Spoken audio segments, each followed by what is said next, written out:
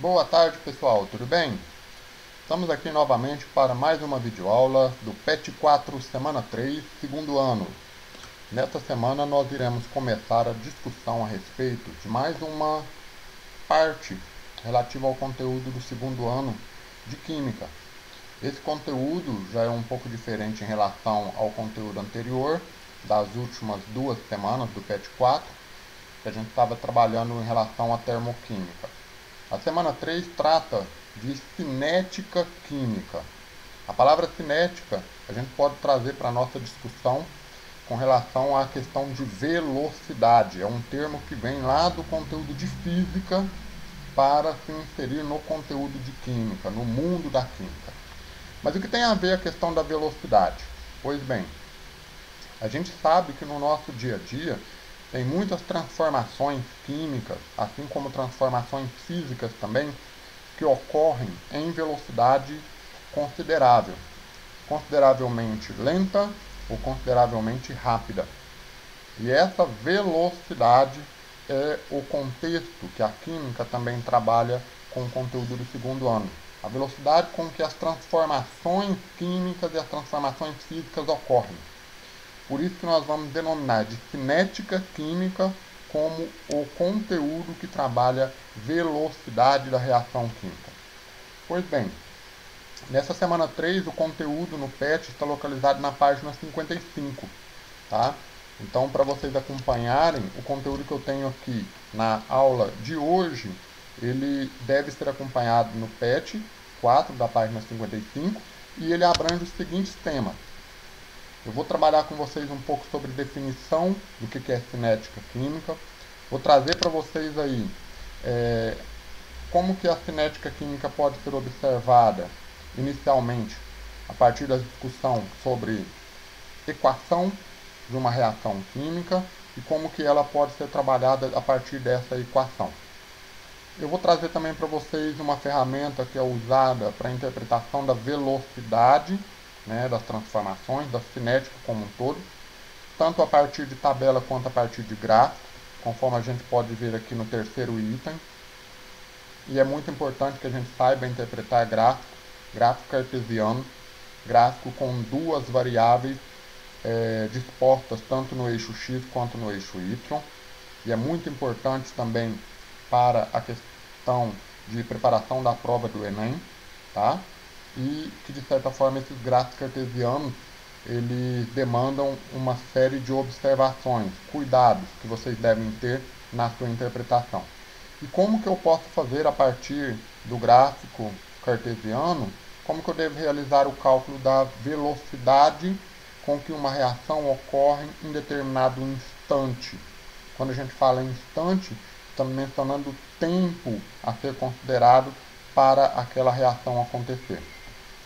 Trago também para vocês, além do cálculo, uma resolução comentada ao final dessa aula para facilitar a interpretação de vocês e a resolução das atividades do PET dessa semana, do PET 4 da semana 3, ok? Então vamos lá?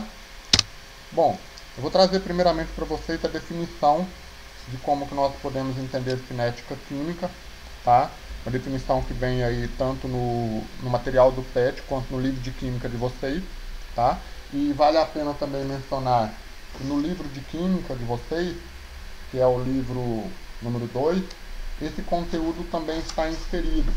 Caso vocês queiram, de certa forma, aperfeiçoar o conteúdo do PET, basta abrir na página 74, no capítulo 4, denominado de A Rapidez das Reações Químicas, tá certo? Aí vocês vão encontrar, basicamente, o conteúdo tanto da semana 3 quanto da semana 4 também, no qual nós vamos estar continuando os trabalhos sobre cinética das reações químicas, beleza? Bom, então o que é a definição básica de cinética? Ela é considerada como uma área que a química estuda, uma área do seu contexto completo, e que trabalha o conceito de velocidade, a velocidade com que as reações ocorrem.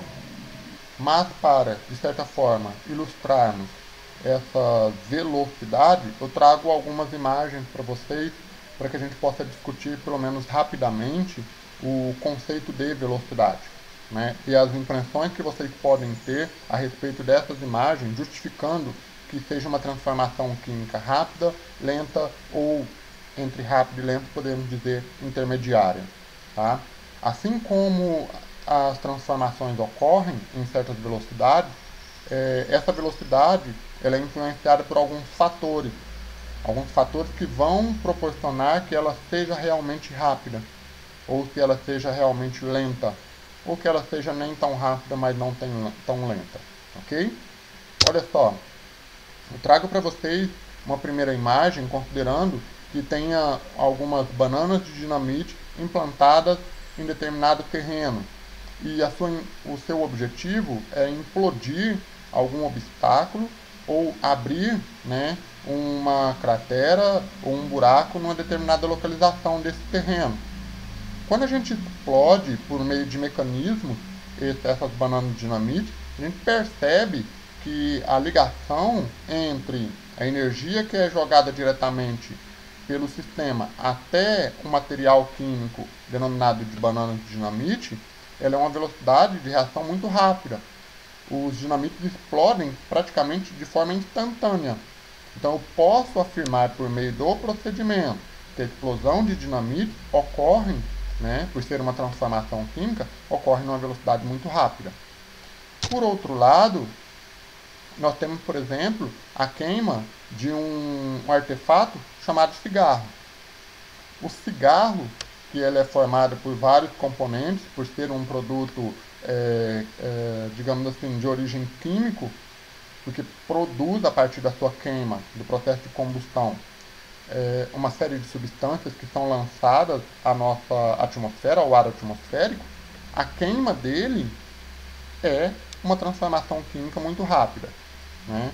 Todo o processo de queima em si, seja de qualquer tipo de combustível, e cigarro não é combustível, quero deixar bem claro aqui para vocês, ele é um processo muito rápido.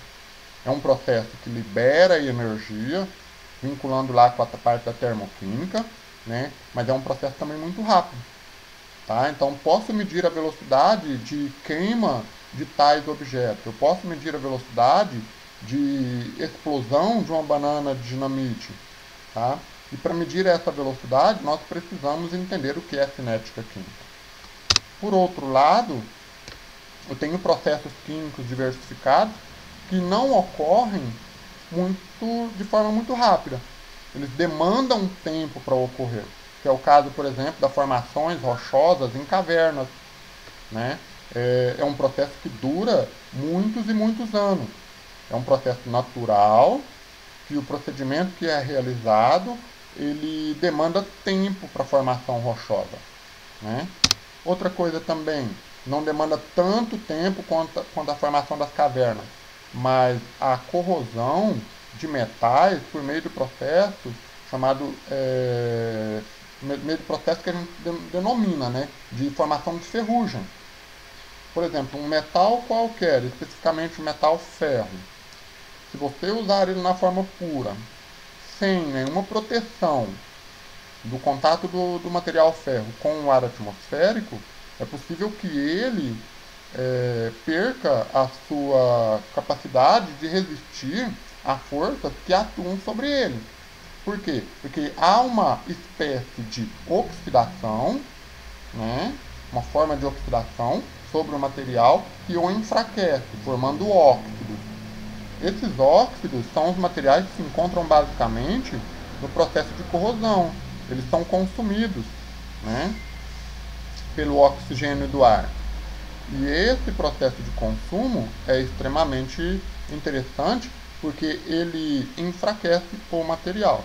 Então a corrosão, por exemplo, não é uma transformação química que ocorre da noite para o dia, mas é uma transformação que demanda um pouquinho mais de tempo quando comparado com banana de dinamite e com a queima do cigarro.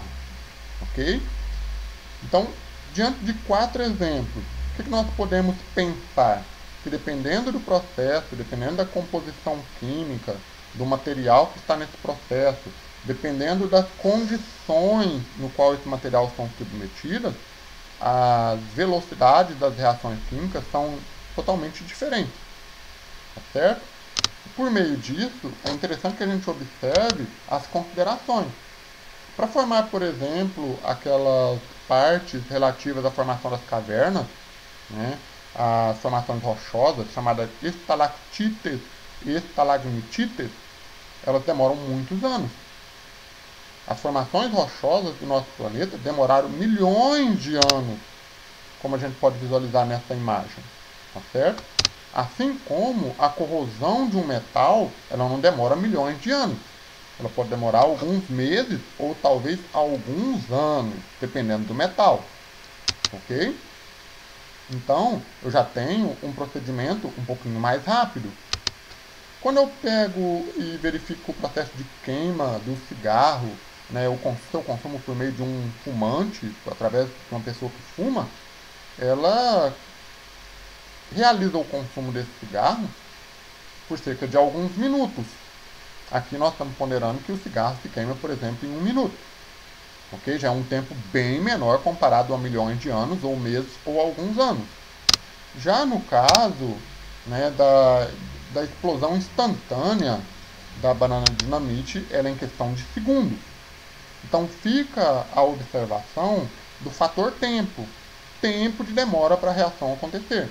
Ela demora em segundos, ela demora em horas, ou minutos, ou dias, ou meses, ou anos, ou milhares de anos.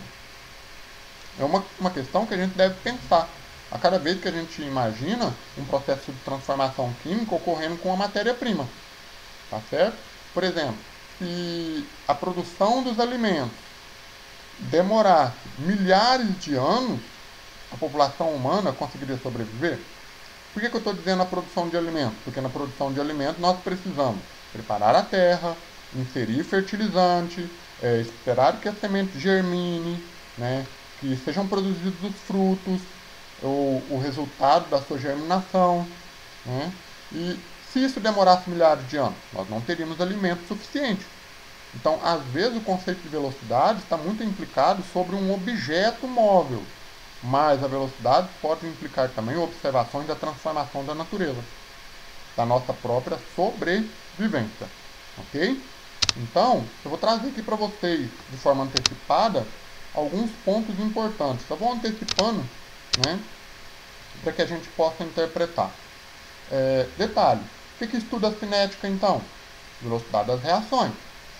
O que é a velocidade média ou a rapidez dessa reação? A velocidade média, a rapidez dessa reação, ela mede o quanto de uma substância é consumida e de quanto uma substância é formada em determinado tempo. Então eu trago aqui para vocês, nesse terceiro item, que é extremamente importante, a relação básica para que a gente possa calcular a velocidade. Eu tenho que saber que uma transformação química, eu tenho aí reagentes, né, como no caso do exemplo que eu tenho aqui, e tenho produtos. Tá? Mas, professor, volta para nós aí a distinção de como que eu vou saber que é reagente e produto. Olha, os reagentes são aqueles que são usados para serem colocados em contato entre si, para transformar-se, por meio dessa reação química, em outra substância.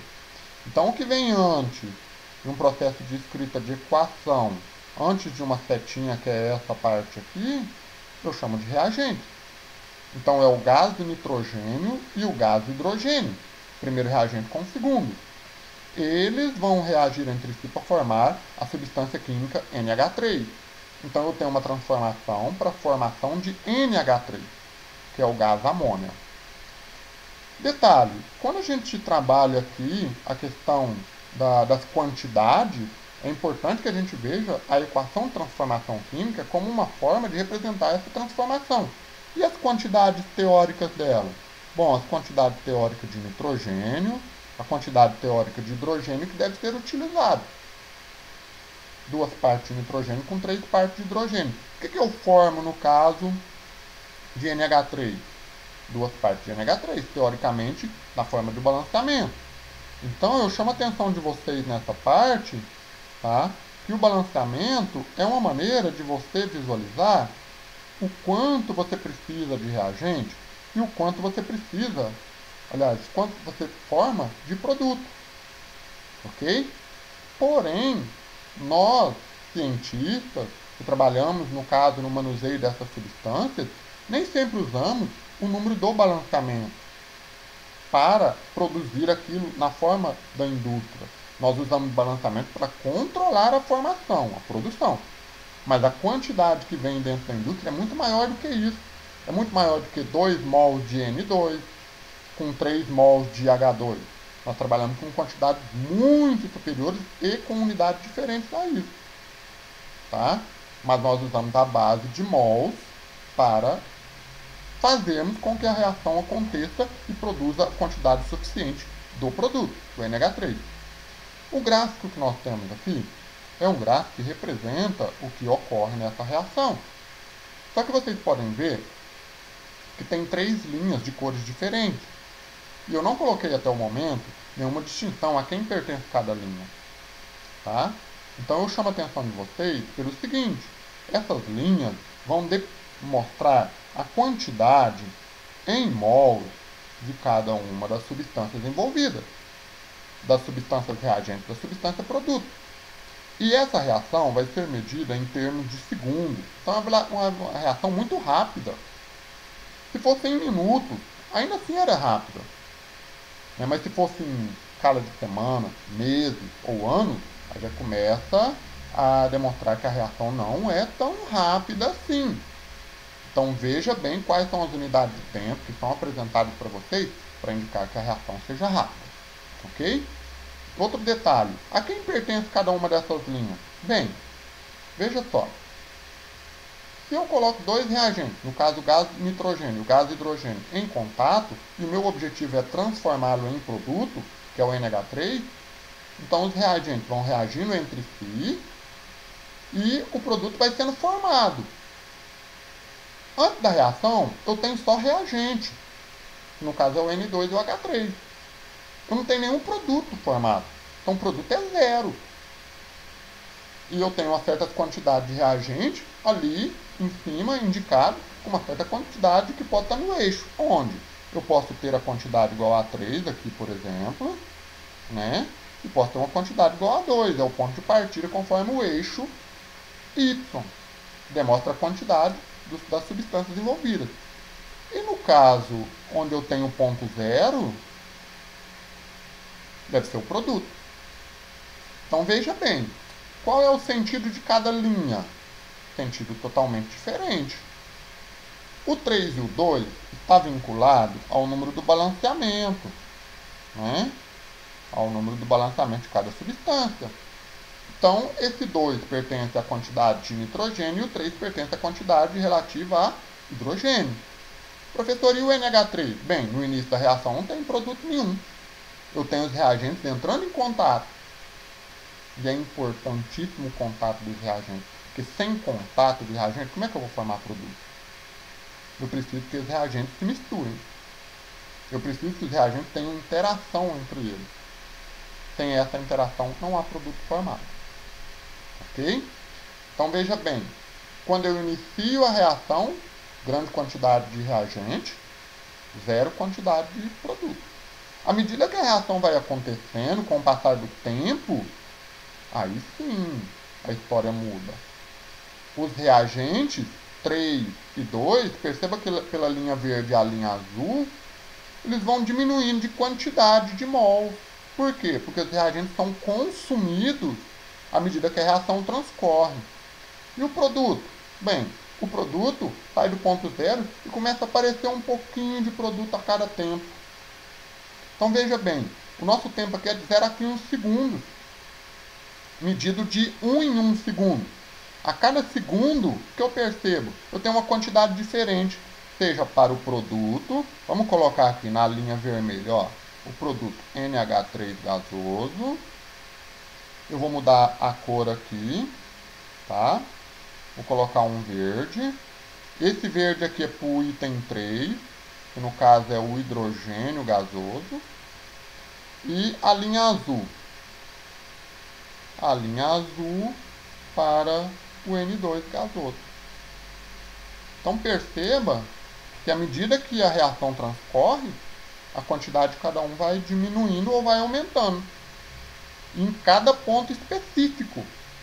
Cada segundo eu tenho um valor de quantidade. Quantidade em mols da substância. Professor, mas como é possível isso ocorrer? É possível porque as substâncias estão em contato e estão transformando em produto. É possível porque há interação entre essas substâncias e a sua interação permite essa transformação. Certo? Além de uma série de outras condições. Essas condições vão ser trabalhadas no PET 4 da semana 4, ou seja, semana que vem. Ok? Tudo bem. Mas aí nós temos o gráfico que mostra bonitinho o comportamento dos reagentes e a formação dos produtos. Como que eu calculo a velocidade nisso daí? Eu posso calcular a velocidade do consumo do reagente? Eu posso calcular a velocidade do consumo do produto? É possível? Sim, é possível.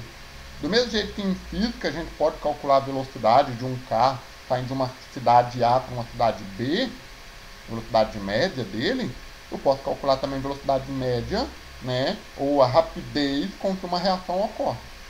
Eu posso medi-la a partir desse valor. Veja bem, para fazer isso, eu trago para vocês aqui de forma já antecipada, tá? Repassando diretamente todos os pontos, a equação que nós vamos usar. Primeira equação, pessoal, eu quero que vocês tomem cuidado aqui, ó. Vou fazer a numeração. Tá? Primeira parte. Para poder medir a velocidade de uma reação, eu preciso de dois parâmetros. Eu preciso saber a quantidade das substâncias ou da substância envolvida, né, em relação ao tempo que você está medindo ela. O tempo com que você vai considerar para calcular a velocidade naquele instante, né, na diferença daqueles momentos, daquele espaço de tempo. Ou eu vou considerar a concentração. Aqui tem três possibilidades. A concentração é dada em mol por litro, é chamada concentração molar, tá? Eu posso considerar a massa, valendo uma observação, seja de reagente, seja de produto, tá? Eu posso considerar a massa, que pode ser dada em gramas. Eu posso considerar o número de mols, obviamente, a unidade que refere é mol, que é a quantidade de matéria de cada substância, reagente ou produto. Ok? Professor, mas já que é uma variação, que aí apresenta o delta, variação de concentração sobre variação de tempo, eu tenho que considerar o quê? É a quantidade final, no tempo final que você está analisando, menos a quantidade inicial em relação ao tempo inicial que você está considerando. Eu posso considerar a massa final menos a massa inicial. Eu posso considerar o número de mols no final do intervalo menos o número de mols no início do intervalo que você considerou, né? Então, isso daqui, ó, é a equação básica que vocês vão usar para resolver todos os exercícios que estão lá no PET da semana 4. Perdão, semana 3. Né? No PET 4, semana 3. Então, é a variação de quê? Da concentração, da massa ou do número de mols. Mas veja bem um detalhe, pessoal. Quando nós falamos de reagentes, os reagentes são consumidos, a sua velocidade, quando você calcular, vai aparecer com um sinal negativo. Não se preocupe com isso. Quando eu tenho um sinal negativo, calculando aqui, ó, a velocidade na variação do número de mols nos reagentes, o resultado vai dar negativo. O que isso significa? A velocidade é negativa? Olha, não existe velocidade negativa na física. Esse sinal negativo para nós na química é indicativo que você está calculando a velocidade dos reagentes. Então, eles são consumidos. Se estão consumidos, a quantidade deles vai diminuindo em função do tempo. Correto? Enquanto que o produto vai aumentando em função do tempo. Então, a velocidade na formação dos produtos é positiva. Se você não encontrar essa observação, pare, olhe e refaça o cálculo. Ok? Então, vamos lá. Aqui, então, eu vou trazer novamente para vocês a reação de formação do gás amônia. A partir do gráfico que a gente trouxe ali no slide anterior. Onde é que está o consumo dos reagentes? Bom, isso aí já não é nenhuma novidade. Partindo do slide anterior. O consumo dos reagentes acontece na linha verde, né? E aí você tem a denominação. Quem é o reagente? O reagente de posição 3 é o gás hidrogênio. E também na linha azul. Correto? Nesse caso acontece na posição 2. A posição 2 pertence ao gás nitrogênio. Então, o consumo dos reagentes vai acontecer nesse ponto aí, considerando essa reação. E a produção dos produtos? Bom, aí no caso é a linha vermelha. Ok? Linha vermelha, que pertence então ao NH3. Certo? Primeira observação. Professor, mas para aplicar essa questão, né, do cálculo certinho da velocidade? Pois bem, vou trazer então para vocês aqui, né, uma situação, um problema, para que a gente possa resolver. Então vamos lá. Vou considerar a mesma situação da produção do gás amônio. Considere a equação da reação química de produção do gás amônio, NH3. Aí a equação que vocês têm toda balanceada.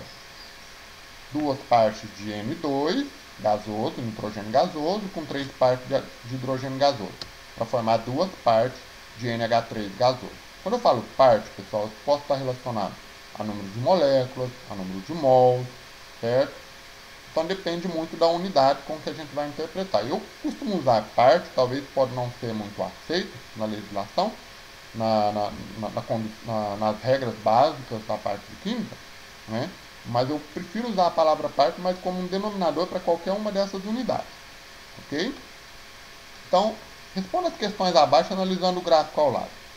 Quais as linhas referentes aos reagentes? Bom, já não é, né?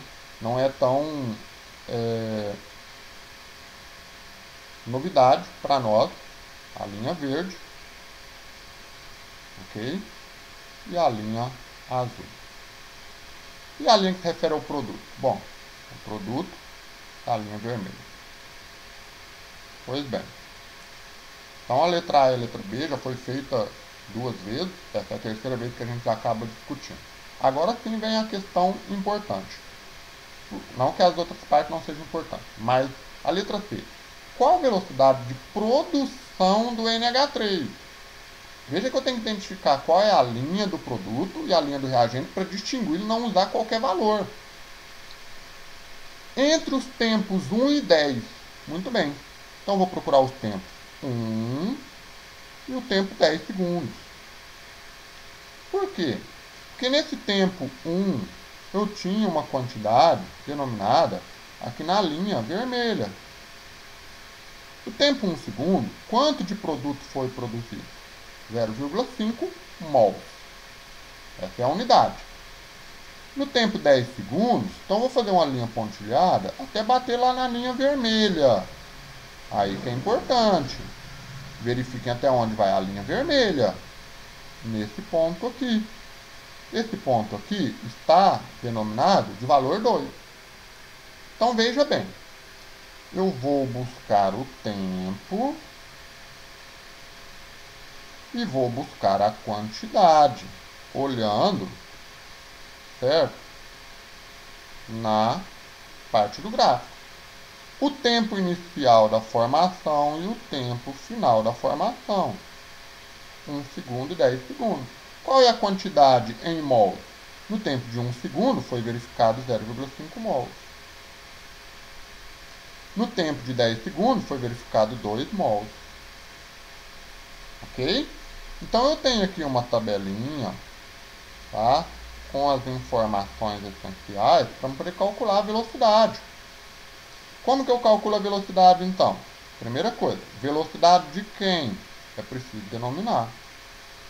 Formação da amônia. Então eu coloco só a simbologia NH3, eu olho lá na equação, eu sei que é a posição do produto. O que eu tenho que fazer? É a variação do número de mols sobre a variação do tempo analisado.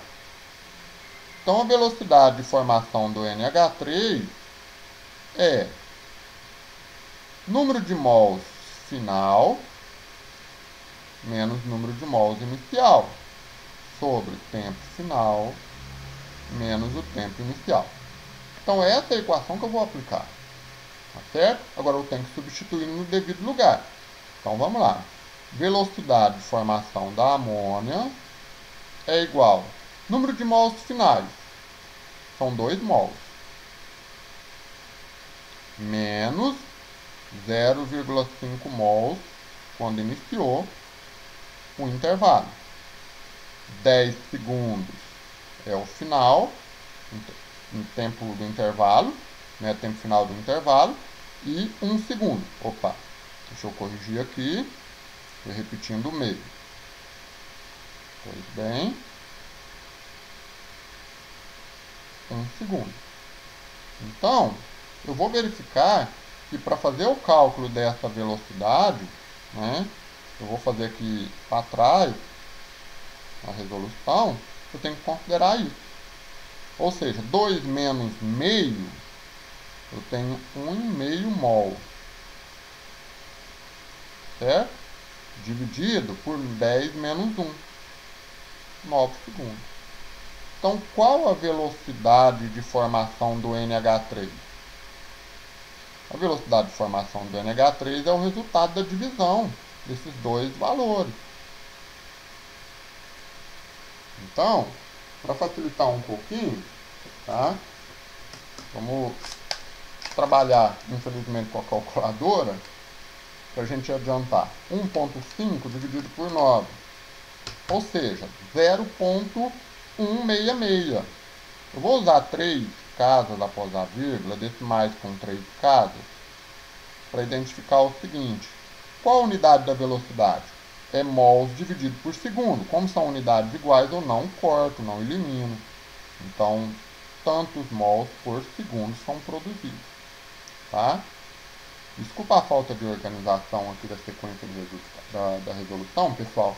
Tá? Mas eu prometo que nas próximas vezes eu consigo fazer de forma mais adequada. Tá bom? Então, essa é a velocidade de formação do NH3. Professor, mas o senhor falou lá atrás que dava um sinal negativo. Lembrando, o sinal negativo era para reagente. Para produto, o resultado é positivo. Aumento da quantidade de produto em função do tempo. Beleza? Agora tem uma continuidade também. Eu trago aqui para vocês, né, qual a velocidade de consumo dos reagentes, mas no intervalo um pouco diferente. Aí que vocês devem ponderar o seguinte. São 2 reagentes. Então eu tenho que calcular a velocidade de consumo, né, do N2 e tenho que calcular também a velocidade de consumo do H2. Ok? E isso considerando o intervalo de 3 a 10 segundos. Então vamos lá.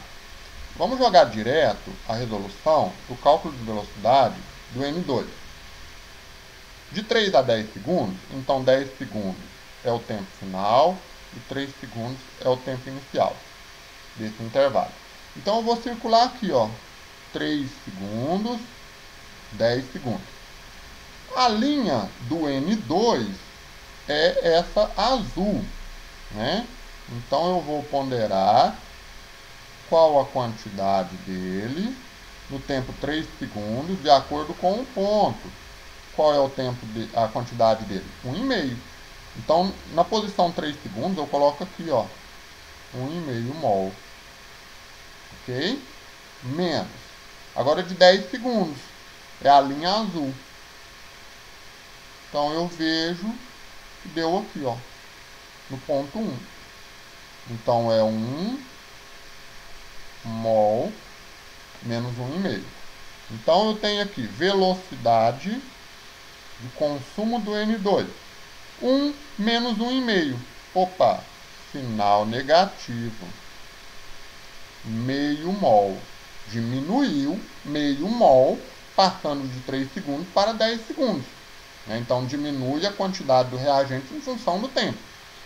O tempo, na sua variação, dá 7 segundos. Então, eu vou calcular a velocidade de consumo de N2, que provavelmente é um valor de velocidade negativa, onde eu tenho aí 0,5 dividido por 7. 3 casas decimais também, pessoal. 0,071 mol por segundo.